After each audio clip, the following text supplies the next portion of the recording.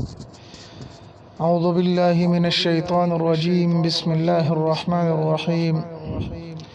السلام علیکم ورحمۃ اللہ وبرکاتہ۔ فقہ اسلامک یوٹیوب چینل میں تمام حضرات کو خوش آمدید کہتے ہیں۔ امید ہے سب حضرات خیر و عافیت کے ساتھ ہوں گے۔ ہمیشہ کی طرح آج بھی آپ حضرات کی خدمت میں ایک ویڈیو پیش کرنے جا رہا ہوں۔ آج کی ویڈیو میں چونکہ رمضان المبارک کے آخری دن ہے اور عید کے آنے میں چند ہی لمحات باقی ہیں، تو ہم اور آپ کو عید کے موقع پر جن اعمال کو کرنا چاہیے ان اعمال کے متعلق آپ حضرات کی خدمت میں آج کی ویڈیو پیش کرنے جا رہا ہوں۔ عزیز سامعین، عید الفطر مسلمانوں کے لیے ایک بہت ہی خوشی کا دن ہے، اور اللہ تبارک و تعالی نے اپنے بندوں کو خوش کرنے کے لیے یہ دن عنایت فرمایا ہے،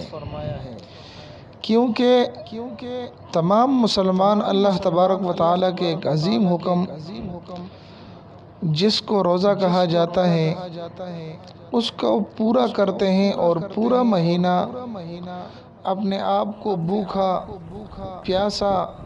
اور فاقوں میں رکھتے ہیں، لیکن اپنے اللہ کے حکم کو بجا لاتے ہیں۔ اس حکم کو بجا لانے کے بدلے میں اللہ تبارک و تعالی اپنے بندوں کو ایک دن عنایت فرماتا ہے جس کو ہم اور آپ عید الفطر کے نام سے جانتے ہیں، اور کتابوں میں اس دن کو یوم الجائزہ یعنی بدلے کا دن بھی کہا جاتا ہے۔ یہی وجہ ہے کہ جب عید کا دن ہوتا ہے تو اللہ تبارک و تعالی فرشتوں کے تمام جماعتوں کو شہروں کی طرف بھیج دیتے ہیں، اور وہ زمین میں اتر کر تمام گلیوں اور راستوں کے سروں پر کھڑے ہو جاتے ہیں، اور ایسے آواز جس کو جنات اور انسان کے سوا ہر مخلوق سنتی ہیں پکارتے ہیں کہ محمد صلی اللہ علیہ وسلم کی امت اس کریم رب کی طرف چلو جو بہت زیادہ عطا کرنے والا ہے اور بڑے بڑے قصوروں کو معاف کرنے والا ہے۔ جب لوگ عیدگاہ کی طرف نکلتے ہیں تو اللہ تعالیٰ فرشتوں سے دریافت کرتے ہیں کہ کیا بدلہ ہے اس مزدور کا جو اپنا کام پورا کر چکا ہے۔ فرشتے عرض کرتے ہیں کہ اے ہمارے معبود، اے ہمارے مالک، اس کا بدلہ یہی ہے کہ اس مزدور کو پوری مزدوری دی جائے۔ اللہ تعالیٰ فرماتے ہیں کہ فرشتوں میں تمہیں گواہ بناتا ہوں، میں نے ان کو رمضان کے روزوں اور تراویح کے بدلے میں اپنی رضا اور مغفرت عطا کر دی۔ اور اپنے بندوں سے اللہ تعالیٰ خطاب فرما کر ارشاد فرماتے ہیں کہ میرے بندو، مجھ سے مانگو، میری عزت کی قسم، میری جلال کی قسم، آج کے دن اس اجتماع سے جو بھی جائے گا وہ بخشایا ہوگا۔ اور مزید اللہ تعالیٰ ارشاد فرماتا ہے کہ اپنے آخرت کے بارے میں جو سوال کرو گے عطا کروں گا، اور دنیا کے باروں میں جو مانگو گے میں تمہیں مصلحت پر نظر رکھوں گا۔ میری عزت کی قسم، جب تک میرا خیال رکھو گے میں تمہاری لغزشوں پر ستاری کروں گا۔ میری عزت کی قسم اور میری جلال کی قسم، میں تمہیں مجرموں یعنی کافروں کے سامنے رسوا نہیں کروں گا۔ پس آپ بخشائے اپنے گھروں کو لوٹ جاؤ، تم نے مجھے راضی کر لیا اور میں تم سے راضی ہو گیا۔ عزیز سامعین، اس بات سے ہم اور آپ اندازہ لگائیں کہ اللہ تبارک و تعالی اس دن میں مسلمانوں سے کتنے خوش ہوتے ہیں۔ اسی خوشی کے بدلے میں اللہ تبارک و تعالی یہ عید کا دن مسلمانوں کو عطا فرمایا ہے۔ اب آپ حضرات کے سامنے عید الفطر کے کچھ مسنون اعمال ذکر کرنے جا رہا ہوں۔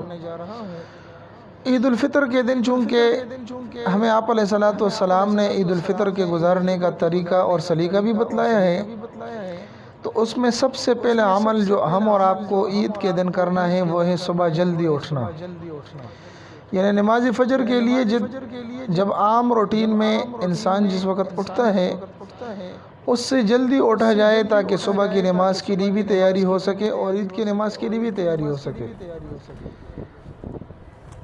دوسری بات جو عمل ہے وہ ہے غسل کرنا، کہ عید کے دن اہتمام کے ساتھ غسل کرنا یہ سنت ہے۔ تیسری چیز مسواک کرنا،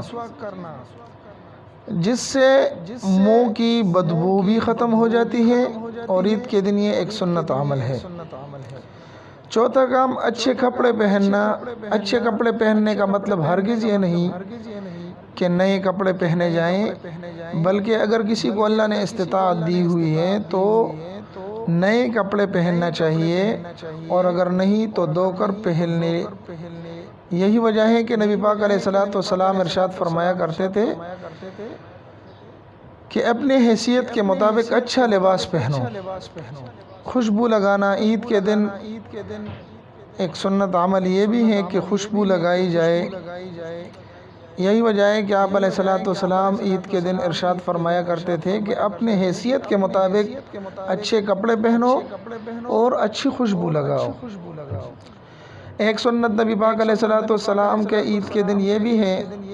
کہ آپ علیہ السلام عیدگاہ کی طرف جلدی تشریف لے جاتے تھے، اور آپ علیہ السلام کی سنتوں میں یہ بھی شامل ہے کہ عید کے دن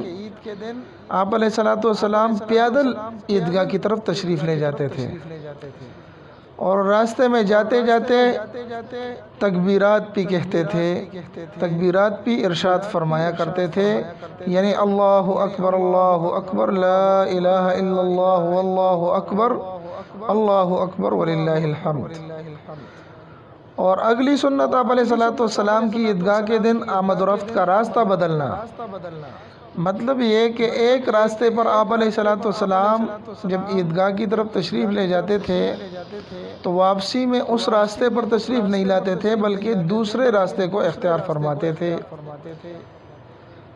اور اگلی سنت آپ علیہ السلام کی عید الفطر کے دن کے نماز سے پہلے کچھ کھا کر جانا، یعنی کچھ میٹھا، جیسے کہ ہمارے ہاں عام رواج ہے کہ سوئیاں پکائی جاتی ہیں، چاول پکائے جاتے ہیں، تو یہ آپ علیہ السلام کا سنت اعمال میں سے ایک عمل ہے، تو لہذا عید کے دن عیدگاہ کو جانے سے پہلے کچھ کھا لینا چاہیے۔ اسی طرح عیدگاہ کو جانے کے بعد آپ علیہ السلام کے سنت اعمال میں سے یہ بھی ہیں کہ کچھ نفل ادا کر لیے جائیں عید کی نماز سے پہلے۔ اور آخری سنت آپ علیہ السلام کے عید کے دن کہ ایک دوسرے کو عید کی مبارکباد دینا اور ایک دوسرے کے ساتھ عید کی خوشیاں شریک کرنا، اور اس کے ساتھ ساتھ اگر عید کے نماز سے پہلے کسی نے صدقہ فطر ادا نہیں کیا تو عید الفطر کے دن کے کاموں میں سے اور سنت اعمال میں سے ایک یہ بھی ہے کہ صدقہ فطر عید کی نماز سے پہلے ادا کر دے، کیونکہ جو شخص صدقہ فطر ادا نہیں فرماتا، آپ علیہ السلام نے ارشاد فرمایا کہ جو صدقہ فطر نہیں دیتا، جس کو اللہ نے استطاعت دی ہوئی ہے، اگر وہ سارے زمانے کے روزے بھی رکھ لے تو اس کے روزے قابل قبول نہیں ہوں گے۔ امید ہے کہ آج کی ویڈیو آپ حضرات کو پسند آئی ہوگی۔ اگر یہ ویڈیو پسند آئی تو ہمارے چینل کو لائک کریں، سبسکرائب کریں، اور ہماری اس ویڈیو کو اپنے دوستوں کے ساتھ ضرور شریک کریں تاکہ نیکی کے کام میں آپ کا بھی حصہ ہو سکے۔ آخر میں جاتے اتنا ہی کہوں گا، اللہ تبارک و تعالی آپ تمام حضرات کے روزوں کو، نوافل کو اور تراویح کو اپنے دربار میں قبول فرما کر مشکور و ممنون فرمائے، اور اللہ تبارک و تعالی آپ کو اس کے بہت ہی بڑے بدلے عطا فرمائے، اور ہم بندہ ناچیز کو بھی اپنی دعاؤں میں خصوص یاد رکھیں۔ السلام علیکم ورحمۃ اللہ وبرکاتہ۔